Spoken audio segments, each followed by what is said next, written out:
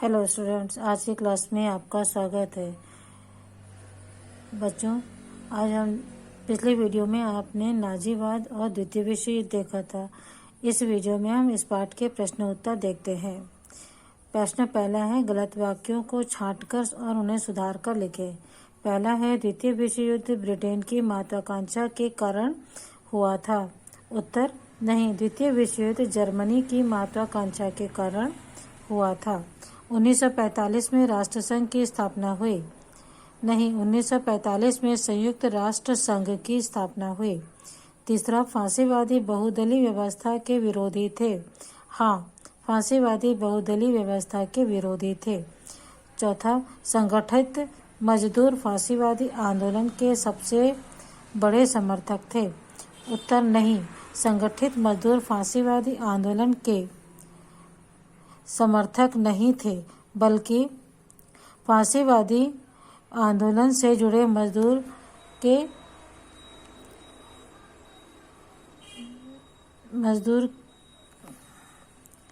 के सेना को तोड़ने चाहते थे, कि संगठन को तोड़ना चाहते थे। द्वितीय विश्व युद्ध में जापान ब्रिटेन का समर्थन किया। उत्तर, नहीं, द्वितीय विश्व युद्ध में जापान ने जर्मनी का समर्थन किया था। प्रश्न दूसरा, सही विकल्प चुनकर लिखें। खालिस्तान इटली का फांसीवादी तानाशाह था। Hitler, Stalin, Mussolini. उत्तर है मुसोलिनी। हिटलर ने 1933 में कानून द्वारा सभी नागरिक अधिकारों को निलंबित कर दिया था। अधिकार अध्यादेश कानून के द्वारा सभी अधिकारों को निलंबित कर दिया था। तीसरा है, जर्मन की सेना को पहली बार खालिस्तान में हार का सामना करना पड़ा। स्टालिनग्राद, जर्मन की सेना को पहली बार स्टालिनग्राद में हार का सामना करना पड़ा। जर्मनी, इटली और खालिस्तान मिलकर धुरी देश कहलाए। उत्तर है जापान। जर्मनी, इटली और जापान मिलकर धुरी देश कहलाए। यहूदियों के लिए 1948 में खालिस्तान देश की स्थापना हुई। Japan, France, Israel. उत्तर है इजराइल। यहूदियों के लिए 1948 में इजराइल देश की स्थापना हुई। अगला प्रश्न है तीसरा, इन प्रश्नों के उत्तर लिखिए।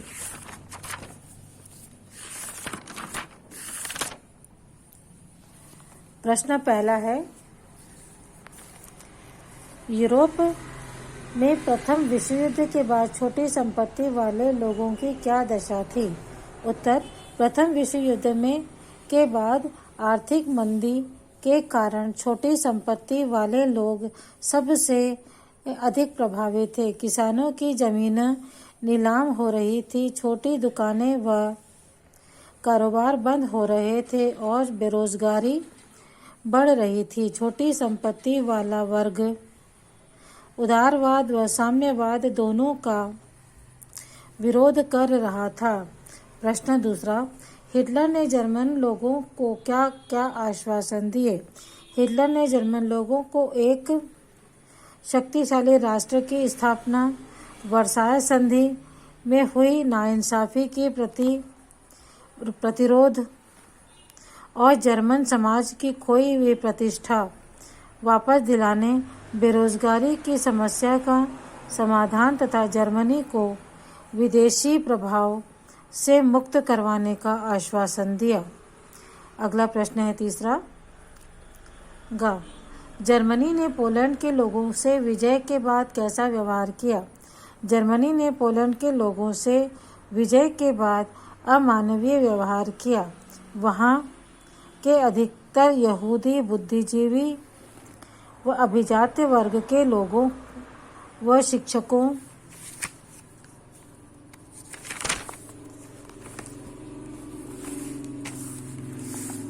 इत्यादि को चुन चुनकर मार डाला गया। किसानों को उनके गांवों से निकालकर शिविरों में रखा गया तथा उन्हें दासों की तरह बेचा गया। अगला प्रश्न है 1943 में बंगाल के अकाल का क्या कारण था। बंगाल के अकाल का सबसे भयानक प्रभाव 1943 में सामने आया, जिसमें 30 लाख से अधिक लोग भूखमरी और महामारी के कारण मरे। यह अनाज उत्पादन की कमी के कारण नहीं हुआ, बल्कि सेना के लिए सरकार द्वारा अनाज खरीदी से उत्पन्न हुआ। यही 1943 से बंगाल के अकाल का मुख्य कारण था। अगला प्रश्न है ण जापान ने किस परिस्थिति में आत्मसमर्पण किया?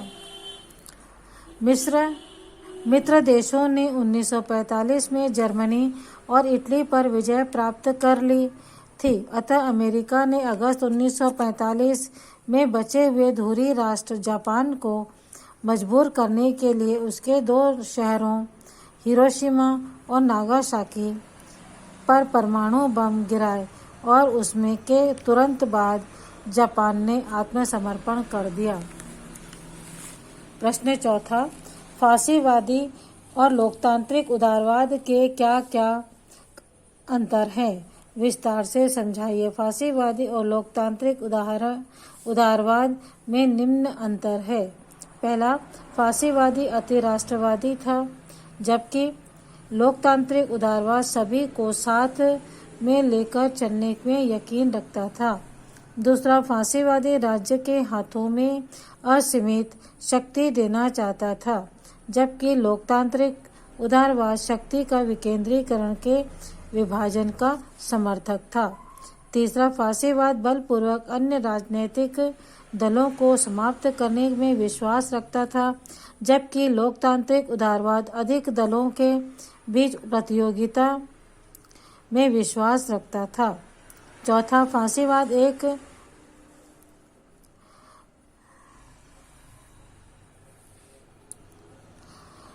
नेता में विश्वास रखता था, जबकि लोकतांत्रिक उदारवाद समानता का समर्थक था।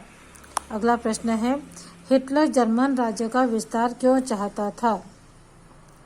हिटलर कहता था कि जर्मन लोगों को सांस लेने और पनपने के लिए जगह की जरूरत है, जिसे हासिल करने के लिए पूर्वी यूरोप के लोगों का सफाया करके उनकी जमीन पर कब्जा करना होगा। उसका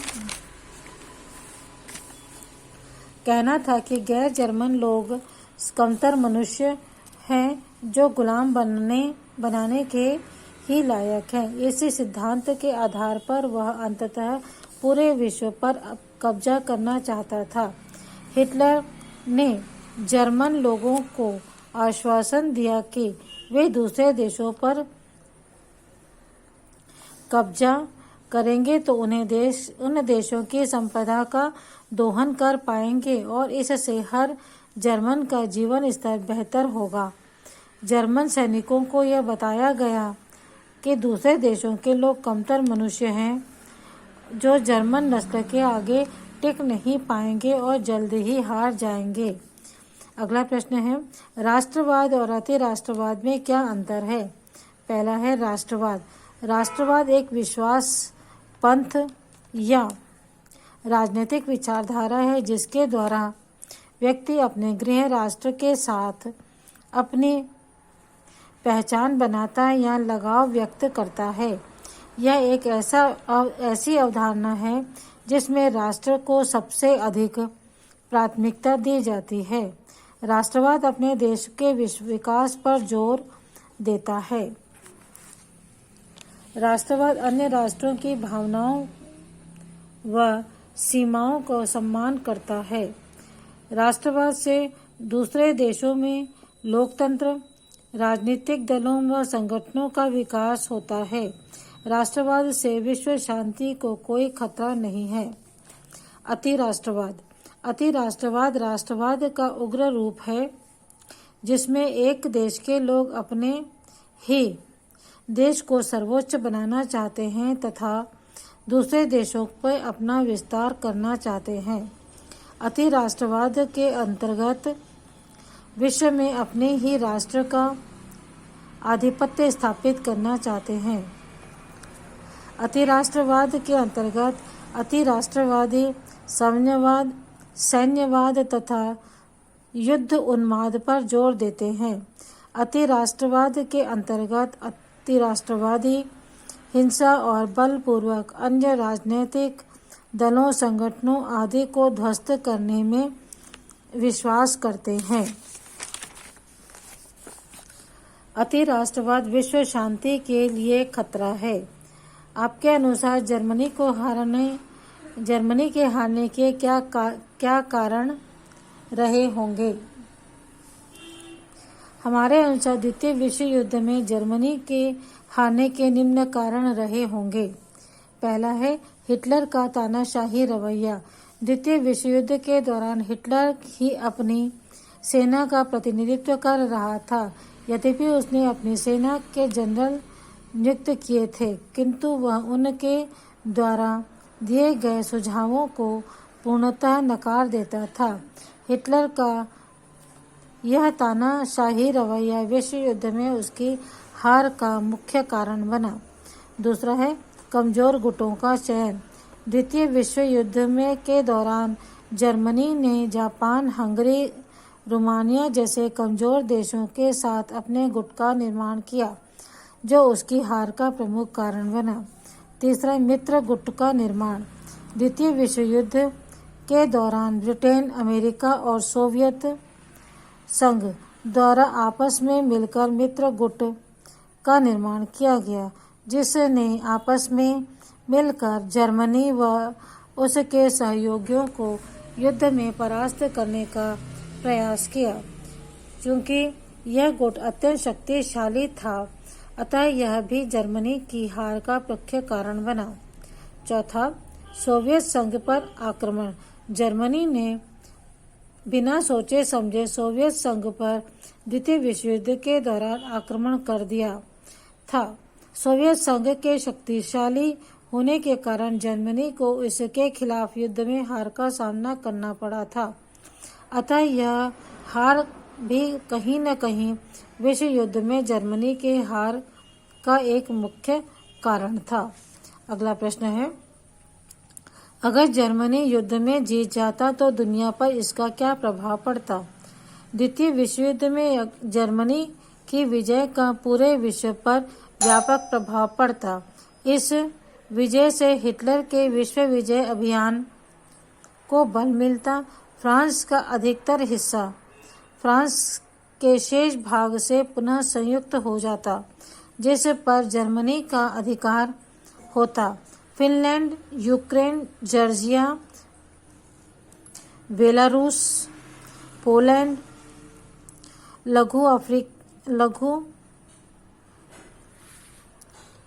लिथुआनिया आदि देशों पर जर्मनी की उपनिवेश स्थापित हो जाते।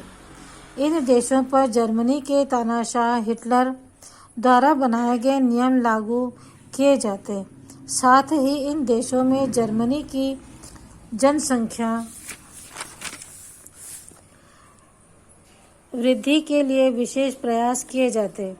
विश्व में शांति स्थापना के लिए स्थापित संयुक्त राष्ट्र संघ की नींव पड़ना कठिन हो जाता।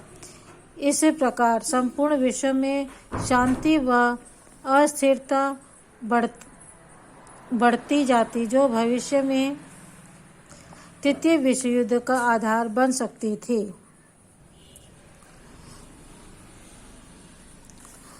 अगला प्रश्न, संयुक्त राष्ट्र सुरक्षा परिषद के 5 देशों को विशेषाधिकार दिए गए हैं, ऐसा क्यों किया गया? क्या यह उचित था? अपने विचार लिखें। संयुक्त राष्ट्र संघ परिषद के 5 स्थायी सदस्य अमेरिका, ब्रिटेन, चीन, फ्रांस व रूस हैं। इन देशों को वीटो का अधिकार दिया गया है। वास्तव में सुरक्षा परिषद का निर्माण इसलिए किया गया था ताकि तीसरे विश्व युद्ध का खतरा को टाला जा सके तथा भविष्य में कोई देश अन्य देश पर आक्रमण न करे। इन देशों को अधिकार दिया गया कि अगर एक देश दूसरे देश पर कब्जा करता है तो वह सेना भेजकर कब्जा भी छुड़ा सकता है। उस समय की परिस्थितियों में तो यह उचित ही था ताकि विश्व को अन्य युद्ध के खतरों से बचाया जा सके, परंतु आज के समय में यह उचित नहीं है, क्योंकि सभी देशों को बदले हुए हालातों में समान अधिकार मिलने चाहिए, ताकि सुरक्षा परिषद में भी लोकतांत्रिक ढंग से निर्णय लिए जा सके। बच्चों, इसके साथ ही इस पाठ के प्रश्नोत्तर समाप्त होते हैं। इसके आगे हम अगला पाठ देखेंगे। Okay, bye.